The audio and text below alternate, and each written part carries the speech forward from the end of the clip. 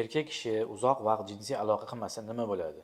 Birinchidan, erkak kishida prostata bezi kattalashadi, o'zini normadan o'lchamlari kattalashib ketadi va o'sha joyda qon aylanmaganligi sababli silu yaxshi chiqmaydi va peshob yaxshi ajralmaydi, qolib ketgan hissi bo'ladi, oxirigacha bo'shalmaydi va tishida karies yoki tomoqda har xil kasalliklar bo'ladigan bo'lsa, limfa va qon tomirlar orqali prostata beziga kelib, o'tda prostatitni va boshqa kasalliklarni yuzaga keltirib chiqarishi mumkin.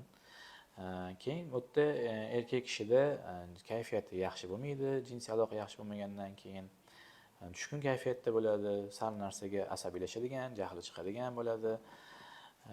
Eng asosiylaridan biri jinsiy yaqinlik qilayotganda ikkinchi partnyor, ya'ni partnyorini qoniqish hosil qilmaydi, chunki urug' tez to'kiladi va ereksiya yaxshi bo'lmaydi.